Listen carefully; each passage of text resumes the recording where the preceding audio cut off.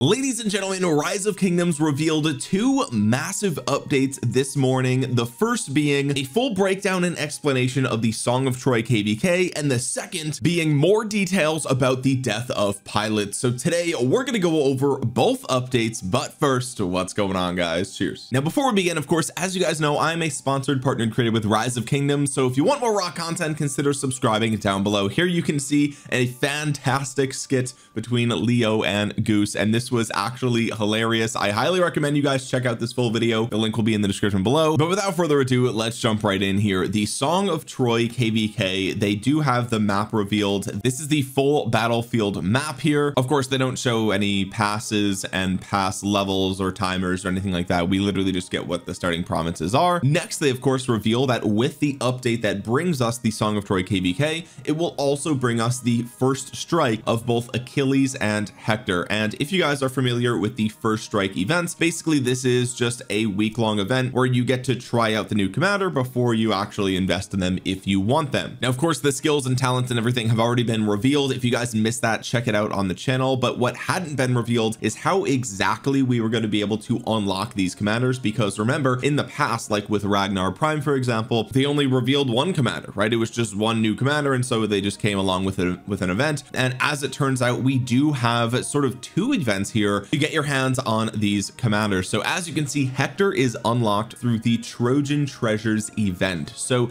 this looks like it is a specific tavern chest, but only for Hector, right? So as you can see, it is literally a chest. You get these special keys, and you hope you get lucky and get enough sculptures to summon him, and that's how this is going to go. Notably, the other things that you can get here are training speed ups, which are okay, gold stars, which I mean we don't really need that, and then we've got some resources here. I would have much rather seen like universal speed ups or something like that, because then that just makes it a bit more valuable, right? Obviously you can use those for healing, or you could use it for whatever you want. And again, the gold stars are like what would I rather have than gold stars? I mean, I'd rather have like green equipment materials or blue equipment materials than a gold star, to be honest with you guys. Maybe new players disagree with me on that one. Maybe they are still struggling for more gold stars because they are playing catch up and have so many commanders they have to do expertise. So anyway, this is the drop rates of getting Hector. So you have less than a 2% chance of just straight up one-shotting this chest, right? You just pop the key in and there's a 1.4% chance that you're just going to unlock Hector. Okay, beyond that, most of the time you're going to actually be getting not Hector. Okay, if you do the math here, there's actually only like a 19% chance of even getting Hector. Everything else in the chest is more likely, and as it shows here, actually you do have a chance of getting some tombs of knowledge and some 3-hour training speed ups as well, which are way worse than what we just talked about before. So yeah, in fact there is a 42% chance of that, which is really unfortunate. So this chest is definitely going to be a challenge, and hopefully you'll be able to get a lot of keys for this event, because it looks like you're going to need a lot in order to get your boy. Okay, now here you can see that you can get 5 keys for free. You also can get up to 500 keys for gems, so 100 gems per key. If we come into the VIP shop, you'll see that golden keys are 600 gems, and so are sovereign keys. Okay, so at least the Trojan treasure keys are significantly cheaper, and there's not a massive pool of commanders you can get. You literally just get Hector. So there's that. On top of that, there are some bundles here. So for $5 you get 10 keys, some universal speed ups, universal resources, and some VIP points, and some gems too, which is really nice. So really, I mean, one way you could look at this is for $5 you get 10 keys plus 10 keys worth of gems, right? So you get 20 keys if you're just going to spend them on this. For $10 you get 15 keys, so a little bit worse value there, but that is no different than most bundles in the game. You got a $20 bundle, $50 bundle, and a $100 bundle with 55 keys. So realistically, obviously the $5 and $10 bundles are the most value for your money, right? But if you want to get as many sculptures of Hector as possible, then you just buy the bundles. Of course, there's only one in stock for everyone, and except for the $100 bundle. So that is that. Now I also want to say that I suspect after this event is gone, you're going to be able to get Hector probably from the sovereign sovereign keys and maybe the daily special offer eventually, just like with Ragnar Prime, for example. He came in through a special event and then you were able to get him later on. So if you don't unlock Hector from this, first of all, don't worry, right? Like you'll be able to get him eventually from some other event at some point. I don't know how long until he's in the legendary chests, but like I said before, you definitely can get Ragnar here. And so one thing you can do is just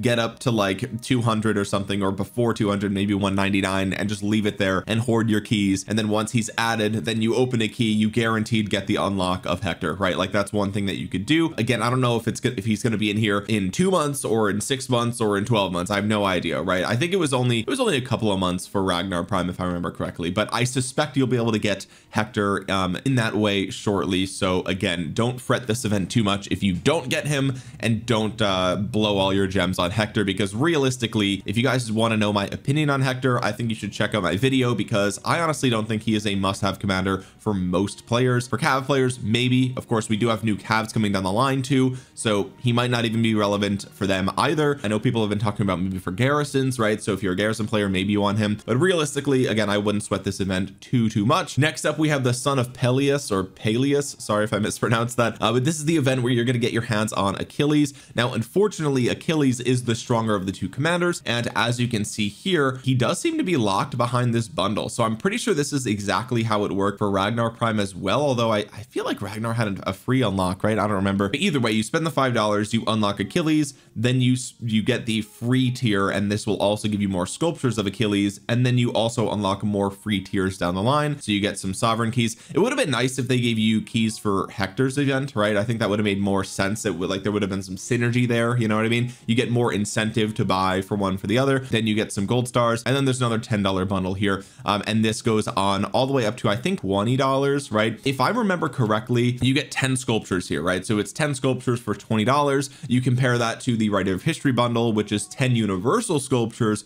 for $5. That's way better value, right? So for me, the way that you could look at this in my mind is 10 sculptures, another 10 sculptures for $10. So really you're spending $35 and you're getting, what is it, 10, 20, 30, 40, and 50. So 50 sculptures of Achilles for $35, plus all the other goodies that you get here. I'm not seeing gems here, so I don't think you get gems for these, but you guys can let me know in the comments if they, like for Ragnar, if you got gems. I don't remember exactly, but to me, $35 for 50 sculptures isn't really worth it, but it depends on how many universals you have saved up, right? Like if you guys know you want Achilles and you don't have a lot of universals, maybe you bite the bullet and you go for it. That's going to be up to you guys if you think that is worth it. I actually did buy this for the Ragnar Prime, and I personally did not think that I needed to, especially because again, he comes to the legendary tavern, he shows up I think in the daily special offer as well. Okay, yeah, he's right here, so I'm not tripping. He does actually show up there. So really this event is just to see how fast you can get Achilles, not whether you need this event to get him at all. Now that being said, I will probably personally spend the $5 for the unlock of Achilles, then I'll buy the Writer of History bundle. That's another $5 for 10 universals, and then I'm in a unique position where I have an insane number of sculptures saved up, so maybe I will just dump a bunch of them into him. Although again, until I have a KvK coming down the line, I'm not going to max Achilles, because I know that the next cavalry are coming down the line. That being said, if I were a betting man, I'd say you're going to want Achilles as someone who runs cavalry, but again, there's just no rush, right? There's no rush. Next up, they revealed that you will be able to get your hands on the emblem of Nike. Now this is just like with Ragnar Prime in his special KvK. All governors will unlock the legendary accessory, which can be equipped to Achilles or Hector to greatly enhance their abilities. And in the video, they specified that what that means is when you equip them as a secondary, their skills apply to all troop types. And this is a little bit confusing to me because, well, of course, as you guys know, Achilles is a cavalry commander, so this will convert him into a commander that will give his stats to infantry or to archers or whatever. Now I personally am really excited to see how a Liu primary Achilles secondary will actually perform, because we of course have combo attacks on Achilles and we have combo attacks on Liu. I think that'll be pretty cool. Is it going to be the best pairing? Probably not, but it's definitely something that I'm interested in, to say the least. However, with Hector, how does this work? Because Hector's stats already work for all troop types, so like surely this legendary emblem isn't going to make him deal all three of these types of damage, right? Like if he's secondary to, let's say, an archer, but he also has this emblem, is he going to deal the 2700 and the 2 combo attacks and the smite damage? Because that would be I mean, that would unironically be what it takes to make single target damage decent in the field. But again, doesn't mean that, you know, when he's paired to an infantry, not only will he have this, but also whenever you launch a basic attack, you have a 20% chance for the combos, and whenever you inflict a debuff, takes 5% less damage. I mean, that, to me, that's the only thing that I can think of, right? Because otherwise this emblem of Nike is actually useless on Hector, right? Because, you know, the only thing would be the stats, and his stats are already universal, so it's like pointless. So I assume what this means is that, like, favorite of Apollo, if you have this emblem equipped, all of these things are true, all of these things are active no matter who he's paired with. Does that make sense? The real question is the active skill, right? Of course, that's speculation. Again, here it says if either of these commanders is equipped with this artifact and is serving as secondary commander, the effects of their skills will apply to all unit types. As the chronicle progresses, you will unlock 2 artifacts, which means you'll be able to put 1 on Hector and 1 on Achilles.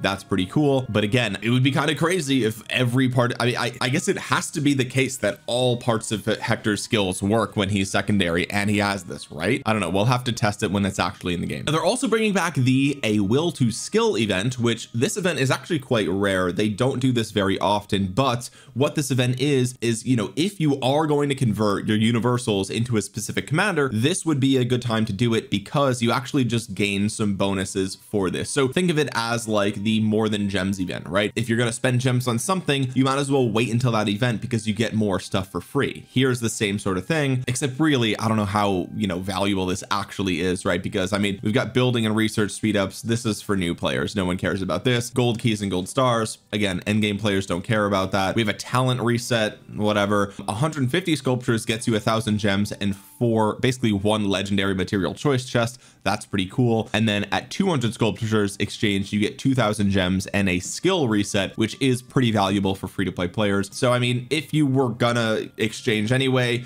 great.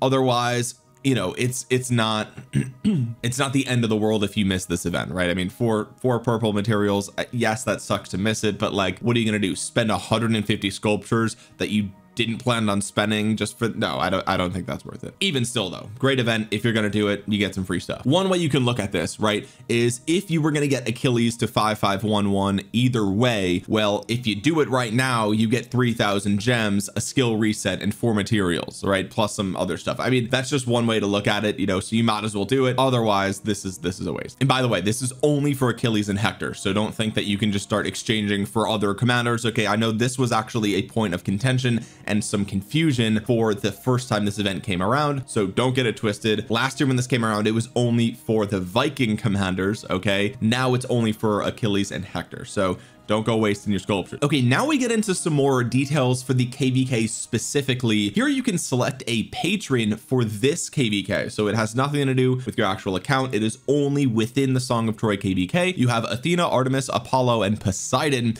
and each of these different patrons gives you different buffs. One thing that I think is worth noting is that they actually have a difficulty here. So if you are an experienced player versus a brand new player, it might be easier to get value out of one of the patrons versus another, and it seems like they're trying to sort of spoon feed that to you to say like, hey, like, if you don't know what you're doing, if all this is confusing to you, just pick the easy one and you'll be good to go. Okay, now they do go on to say that as the KvK progresses, you will have a chance to switch your patron one time, okay, and it will come at the end of a specific chronicle, so you're not going to be able to just swap back and forth between different patrons. So you do want to take this very seriously when you're making this choice, so keep that in mind. Now let's see what Athena says. Athena's patronage grants you the following benefits. 1, obtain wisdom scrolls that provide unique buffs and can be shared with your allies, and 2, activate aura skills on the battlefield that provide AoE buffs. Okay, so Athena to me sounds like an epic Joan of Arc, right? Like where it's just all they do is just buff other people and it's really valuable, but you don't really get like extra kill points for that, for example. Next we have Artemis. This is a hard difficulty. Okay, Artemis gives you high battlefield mobility, so probably march speed, instantly remove resource points and barbarian forts from Lost Kingdom map. That's insane. That is like really high level gameplay. All right, and then teleport your and your allies troops. I think that they actually go over this a little later. Next is Apollo. This is normal difficulty. Enhance the strength and tactical flexibility of ranged troops. Okay, so ranged players, Apollo. Hey, unlock unique combat modes for your ranged troops. That's pretty cool. I'm almost positive they go over this in a second, but just as a top down, we've got Poseidon. This is also easy. Earn a number of free barbarian troop kill rewards every day. Okay, cool. Less grinding, right? Inflict debilitating slow effects on the enemy troops. That's pretty cool. and enhance the overall survivability of your troops. All right, let's get into the nitty gritty here. So in order to get the blessings from your patron, you are going to need to get faith points. Okay, faith requirement increases daily. Your faith equals crystals spent divided by 150,000 plus kill points divided by 10 million. Okay, only kill points earned from enemy camps of course are counted. Any patron skills that target a governor's troop can only be cast by troops with over 200,000 tier 4 tier 5 units. All right, so you can't like use the one troop strategy that was a thing back in the day. All right, either way, there are 15 what look like talents here for Poseidon, and you can get 36 points. So either what that means is that some of these you can level up multiple times, or you know, when you get to switch patrons, that's when you would use the rest of your faith. Although I would argue that does the faith transfer between two patrons? That wouldn't make sense logically, but it would make sense from a game perspective. I don't know. Also, patron XP, you can get this from Bastion Quest, Olympian Arena, and mid-season review. Okay, so here are the core skills for Athena. We have Ergain, sorry if I mispronounced that. Once per day you can claim a random wisdom scroll. The type and tier of scroll you can receive depends on your current scroll pool. We have Demeter scroll 1, Demeter scroll 2, Argonaut scroll 1, lower odds, and Asclepius scroll, sorry if I mispronounced that. Okay, so we've got different scrolls that you can get every day. As you can see here, they claim these scrolls. I don't know what these actually do. Next skill, the caster's troop and nearby friendly allied troops up to 10 troops total gain a 5% bonus to damage dealt whenever any of your troops severely wound / kills 10,000 tier 4 or higher units from enemy camps. You receive 20 level 2 resource packs. All right, so this only works for 15 minutes, but a bunch of people get all damage bonuses and you get a bunch of resources as you're getting kills. That's pretty cool. Again, this makes sense that this would be the easy mode, right? It's easy mode. You play as normal and better things happen. This last one, third skill, mighty heals. The caster and nearby friendly allied troops up to 10 troops total every 10 seconds with a healing factor of 50,000. Targets must be out of combat. Ooh, targets must be out of combat. Oh, okay, so I guess you just regroup off somewhere and on a ball marker or whatever, and you wait for everyone to lose combat and then you heal them all. Each troop can be healed for up to 500,000 slightly wounded units by this skill regardless of caster. Duration 15 minutes. All right, so it looks like Athena, we don't know exactly what the scrolls do. I don't think they've explained it here, but besides that, she gives a small all damage bonus. You get resources, you can heal people, and so that makes a lot of sense. Let's take a look at Artemis here. Bountiful Hunt active 1 time per day. You can sacrifice a resource point or barbarian fort to Artemis, instantly removing it from the map, and then passively you'll earn gold whenever you severely wound or kill a tier 4 or higher unit from an enemy camp, up to 2 million gold per day. Okay, so that's like 4 gold nodes, so that's not that much gold, but it's something. The fact that you can remove like forts and things like that is actually kind of crazy. I do think that this will be, again, a high tier meta play for territory expansion, obviously, right? Let's take a look here. We've got Bertrand walking up to it. Okay, so you actually have to be able to walk up to the node, so you can't just snipe it off the map. You actually have to approach it with one of your armies. Okay, next up is Moonlit Paths. 20 seconds after the skill is cast, a teleportation circle appears around the caster's troop. The circle can teleport up to 10 friendly allied troops to an allied troop within the same province. The teleported troops gain 10% attack for 3 minutes. Invisible troops cannot be teleported. Okay, so that is crazy. Again, this is why this is a high difficulty patron to choose, right? These are high level gameplay mechanics that really only even are relevant or make sense if you are doing very complicated map control types of plays, right? I mean, this is 500 IQ strategy right here. Imagine sending a tier 1 horseman off somewhere into territory. The enemy doesn't realize that they're chilling there, and then all of a sudden you teleport in, you know, 10 armies and you fort drop, right? I mean, that's kind of crazy. Dark Moon Ambush. 10 seconds after the skill is cast, the caster's troop and nearby friendly allied troops up to 5 total become invisible and gain 100% march speed for 300 seconds. So that's 5 minutes. You gain pretty much double march speed. The invisible troops cannot be hit by AoE skills. When entering combat, they will come out of invisibility, losing the march speed bonus and gaining 1,000 rage. That's crazy. Okay, so obviously 5 troops. This means all 5 of your armies. If you're running 7 armies, 2 of them are left behind, I guess. I don't know, but I do think that that is really cool, especially for swarming things down, right? I mean, like, they drop a building flag or something, and like obviously it's going to take more than 5 troops to swarm it down typically, but I mean, you start the battle with this and you start with 1,000 rage. I'm excited to see how people actually use this, because this is going to get crazy. Let's see Apollo skills. When you activate it, you gain 4 hours of your city's resource output. Okay. Passive, your ranged troops can directly attack an enemy alliance stronghold's durability. The durability reduced depends on the damage dealt, siege unit attack times troops unit. I like that they give us the formulas here, by the way. Can I just say I am very happy that the developers are giving us this information. Historically, they typically don't tell us these formulas or these calculations, so this really helps us decide as players if these are worth choosing or not. Okay, you can reduce up to 10,000 points of durability per day this way. This is a way to sort of combat the fort meta. I think obviously fort meta has already been nerfed quite a bit, but I mean, this is great for siege players. I mean, being able to attack flags and forts, that is like one of the biggest downsides of siege, is that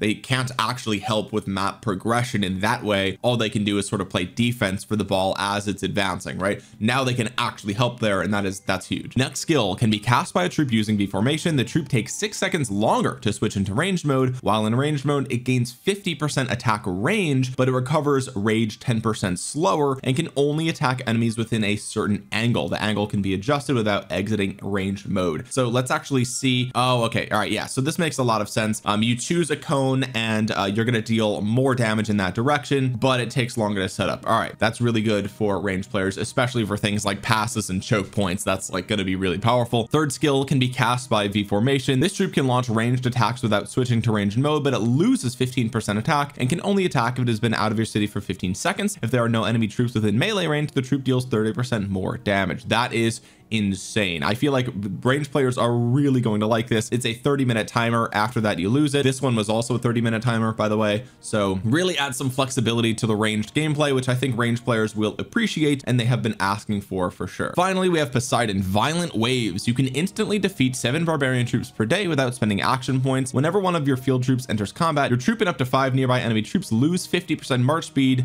and deal 30% more ranged counterattack damage for 10 seconds. What? You lose 50% march speed and deal 30% more range counterattack. I mean, this is clearly to counter ranged players, but like, dang, that's a big march speed reduction. I don't know how I feel about that. Also, 7 barbs per day is like nothing, especially now that we have like the auto barb feature. Seems like a low number. Shield of the Sea. Your troops deal 10% less damage and take 15% less damage from all troops other than their current target, decided after at least 2 rounds of combat. Okay, so I see. That's actually really cool. So you can use this to sort of chase an enemy a little bit into their territory because it lasts for 15 minutes, but you have to really make sure you stick to the same target, because otherwise you're dealing 10% less damage, right? It just makes you tankier. Again, I don't know if I love this, but I can see the application. I also wonder, it says from all troops, so I imagine this is only for on the map, but what if you like attack a flag and then activate Shield of the Sea? Are you then shielded from enemies while you're dealing normal damage to the flag? No idea how that's going to work, but that would be a game changer if that is the case. Okay, and finally we have Unrelenting Fury. While the skill is active, if one of your troops has less than 50% units remaining and is surrounded by 10 plus enemy troops, it gains 30% damage resistance. That's almost, I mean, I can't really imagine a use for that, to be honest. I mean, if you're under 50% and you're 10x surrounded, you're gonna have this for like 2 turns, like you're dead. I mean, you're dead. I don't know. All right, so Poseidon seems very underwhelming to me. Like they are oddly specific and slightly underwhelming. Either way, interesting to see how this is going to play out in the battlefield. Of course, we also have the Trojan horse mechanic. After your camp occupies its Crusader fortress, it will start building a Trojan horse every 8 hours, and you can have a maximum of 5 horses. If your camp has the maximum number of Trojan horses, your Crusader fortress will only start building a new one if one of your Trojan horses is destroyed or turned into a horse fort. The leader and counselor of the alliance occupying this can assign idle Trojan horses to alliances in your camp that have unlocked the Trojan horse alliance skill. If there are no troops assigned to a horse, the leader can recall it. Okay, cool. All right, so you can flip this to mobile. It has a 30,000 durability. Trojan horses can be converted into horse forts in any buildable area with the exception of Kingsland, of course. All right, that makes a lot of sense. They can go through passes that belong to your coalition. They can't enter strongholds, of course. All governor troops deal the same amount of damage to Trojan horses, 20 durability per second. Ranged troops cannot damage Trojan horses. Okay, cool. So here you can see that they have moved the Trojan horse to a certain area. Now they are converting it into a horse fort, and it immediately starts building. So really interesting stuff there. I personally am not in leadership, and so I don't know how big of an impact this will have on fort dropping in certain areas, right? Because typically the meta is just like you ball up and fort drop and then you all join, right? So I guess this might make it easier to do that, or you just add this to that formula, right? Like, okay, we're gonna ball around the horse fort as we walk there, and then boom, fort drop in that way. Not really sure, but obviously still a cool mechanic. Finally, we have the Olympian Arena, which is 1v1 battles. So you dispatch a particular troop. So we have Guan Yu Attila, new meta by the way, and you literally just 1v1 an enemy player and you just one shot whoever loses, right? That's how this goes. And then it looks like you reset with your amount of troops remaining, right? So as you can see, their bar is yellow and they're going back here while another person enters the arena. This is going to be cool just to see like who are you stronger than and how many people can you take out as a whale. And also if you're a free-to-play player and you're really strong, this is going to give you bragging rights. You can actually 1v1 the whales and see if you could beat them. I don't know how well that's going to go, but you know, it'll still be cool. I like this game mode. It doesn't seem like it takes itself that seriously. I guess do you get kill points for this? Like, it's going to be crazy if you just instantly get all those kill points. I don't know the actual function of this in the KvK, if this does anything, like if you gain buffs from being really good at this or not, or if it's just a cool way to just 1v1 people. Okay, that's all of the new Song of Troy stuff. And now let's jump into the rest mode pioneer test. This has a very small number of players very angry, and they're making themselves heard across the lands. We've got basically, I already made a video about this, but now we have more details about how this is going to work. Okay, in order to help governors balance their rock playtime, we plan on introducing the new rest mode feature. Depending on matchmaking results, the feature will be pioneer tested in certain Lost Kingdom stories that open for registration on October 27th, 2025. For Lost Kingdoms participating in the test, the game will track how long your current character has been in a war frenzy over the past 24 hours. Once your total war frenzy time reaches the threshold, your character will enter rest mode and will be unable to enter a war frenzy. Detailed rules are as follows. If your character's total war frenzy time reaches 16 hours, your character will enter rest mode for 8 hours. While in rest mode, you won't be able to activate war frenzy. In other words, you won't be able to attack, scout, or initiate rallies against other governor's troops or buildings, which by the way means you can still join flags and fortresses. Okay, so Mr. Hope, Wild Lion, you know, even if they enter this downtime or this rest mode, they still can flag fill, right? Because you don't gain war frenzy from just stuffing a flag. So keep that in mind. It's not like these big players are going to be useless here. Okay, in addition, you will not be able to use the attack march command, and your troops in ranged mode will not automatically attack. You will, however, still be able to attack barbarians, gather resources, and join rallies. Okay, so you can even still join rallies here. You could still play the game. You could still do events. Literally all you can't do is enter war frenzy. That's it. Everything else is the same. After exiting rest mode, your character's total war frenzy time will reset. Okay, so you get 16 hours of war time, 8 hours of downtime, and then you get your 16 hours again, right? You get that back. If you do not have active war frenzy for 8 straight hours, your total war frenzy time from the last 24 hours will be cleared. Okay, so let's say you play for 14 hours of war frenzy and then you go offline for 8 hours. Then when you come back, it's reset automatically, right? So it's not like you have to, it's not like when you come back you only get 2 hours of playtime and then you get another 8 hours. No, you've already served your 8 hours of rest time. Okay, so that's really cool, but keep in mind it is 8 straight hours, so you can't like have like 10 minutes of rest periods in between engagements and stack it up over time. That's not how this is going to work. All right, let's talk about this, guys. Let's talk about this, because again, there are some people that are freaking out about this, and in reality this is not going to affect most players. I mean, straight up, it's simply not. I think one thing people are getting confused is that they think this is 16 hours of playtime. Okay, this is not 16 hours of playtime. This is 16 hours of war frenzy. There are plenty of times, you know, even when there's a pass opening, at some point in that duration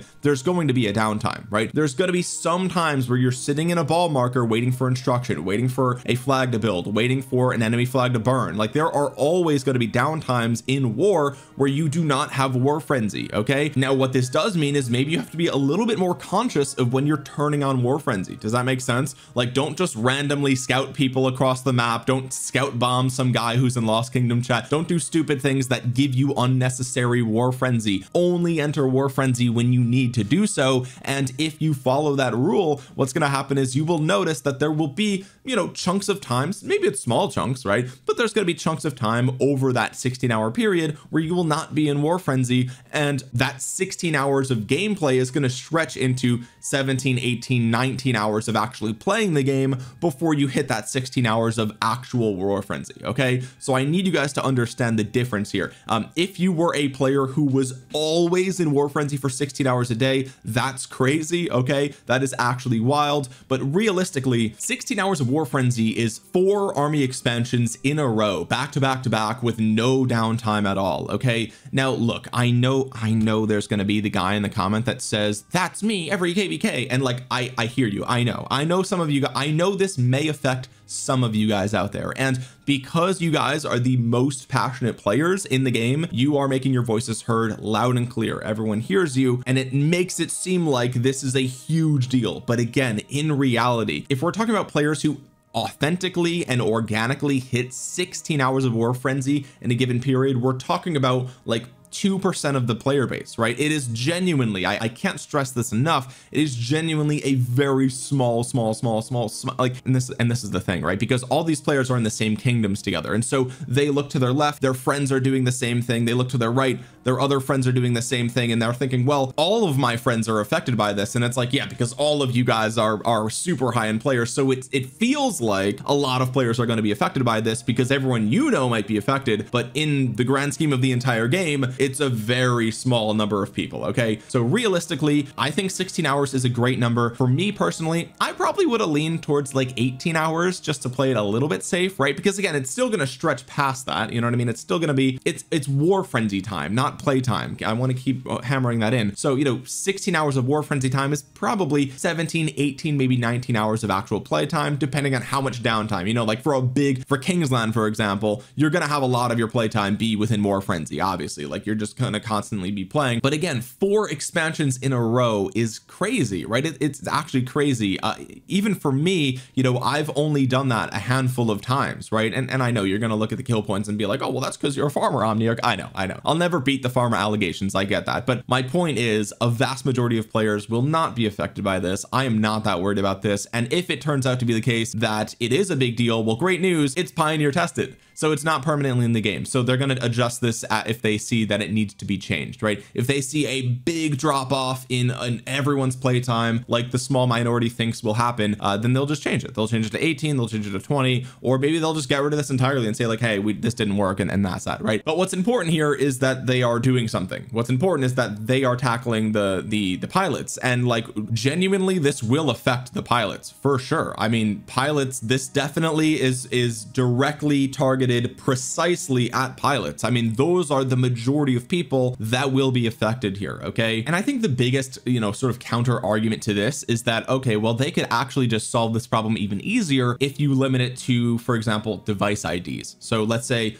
each account can only log into 3 devices, right? Well, that has its own problems because every year Apple releases a new iPhone, and I'm sure a lot of you high-end players are buying new phones constantly. Okay, so every year you need to add a new device. Now, obviously the logic there would be, okay, well, after a certain duration, you can reset a device and add a new device, remove an old device, obviously, right? Obviously, but phones aren't the only devices we're using. People have tablets, people have computers. I immediately have 3 devices that I would log into, and then that's it, right? So then you're worried about like, okay, well, how long between like switching devices, and then it's like, okay, well, does that even solve the problem then? Because then, you know, let's say I log in with my phone and my computer, well, now I have a 3rd device that, you know, my pilot logs into, and then we effectively just circumvented the pilot problem, right? And then that doesn't solve the issue, you understand? Like that does, now it solves the issue of, you know, anyone just being able to log into anyone's account, sure, of course, right? But it doesn't actually solve the piloting issue, and there's still a lot of nuance to it that would need to be ironed out. Okay, the other thing is IP address, right? Like, we'll just limit to IP address, and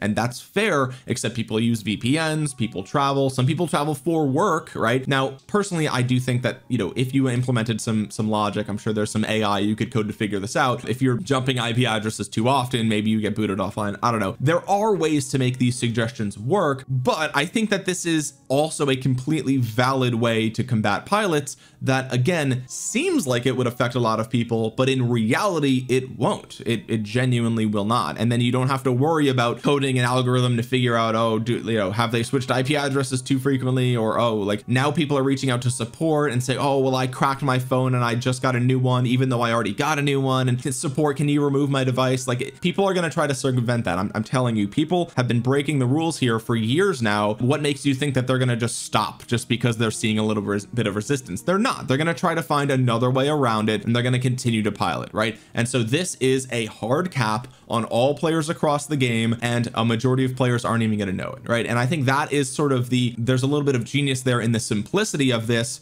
where you can't just, what are you going to reach out to support and be like, oh, I accidentally hit my wartime friends? Like, that's stupid. Of course they're going to be like, no, who cares about it? Stop it. Now, the only argument that I could see against this, right, is that one thing that players do is they anchor rallies. Okay, and what that means is you're joining a rally from a long time away, and you're going to be constantly in war frenzy pretty much with that anchored account. Okay, so what this means is, you're going to need more accounts that are available to anchor rallies, sure, but besides that, I mean, realistically, I think this is fine. I really do. Even for me, in a A-seed kingdom, like, if you've played for 16 hours, you've earned an 8-hour rest. Okay, I think we need to view this with a more healthy mindset of like, I know you want to play more than 16 hours, sure, maybe there's a handful of you out there, I get it, right? But like, even still, there's other stuff you could do. You can still join rallies, you can still join flags. Like, it's not like you can't play the game, it's not like you can't contribute to the war in a meaningful way, right? So all in all, I think again, there's a very small number of people that feel very impacted by this. I'm happy about this. I want to see how this goes. I want to see if this actually does reduce pilots. I think it will, and if it does, then it's worth pissing off that 2% of the player base, because pilots are actually killing the game. And so it's like, well, again, I made this analogy in my last video about this, but sometimes you got to cut off a limb to actually save the person, right? And this is the same sort of thing. It's like, okay, some of you are going to be pissed off. It is what it is, sorry, but the good news is that the other million people who play the game aren't going to have the game die. All right, so I mean, like, I think that's a W. I personally think that's a W, because we've just dealt with the pilot issue for too long. I think a dramatic and strong response to them is warranted. It is necessary, and I'm glad to see this. So let's see how this goes. Again, and if it completely fails, it's a pioneer test. They'll just change it. They'll just move it. They'll move the goalpost. They'll change the numbers, and then we'll see how that goes. But guys, this is not something to worry about. Most of you guys are not even going to know this. Even some of you who think this is going to affect you, it actually won't. You'll notice that you played for 16 hours, but you actually only had war frenzy for 14 or 12, right? So it might feel like it's going to impact you, but it might actually not. So all in all, I think this is a good change. I'm excited to see this. I'm glad that they picked 16 and not something lower, right? If they picked 8 or 12, that probably would have been a problem. So I'm glad. 16 hours, that's 4 50% expansions. I think that's reasonable. Afterwards, time to touch some grass, eat some food, and take a little nap. All right, anyway guys, let me know what you think about this and the Song of Troy KvK in the comment section below. While you're down there, consider dropping a thumbs up if you made it all the way to the end here. It really helps out the channel a ton, and subscribe to the channel if you're new here. With that being said, guys, thank you so much for watching. This has been Omniarch. I'll talk to you guys again soon. Peace.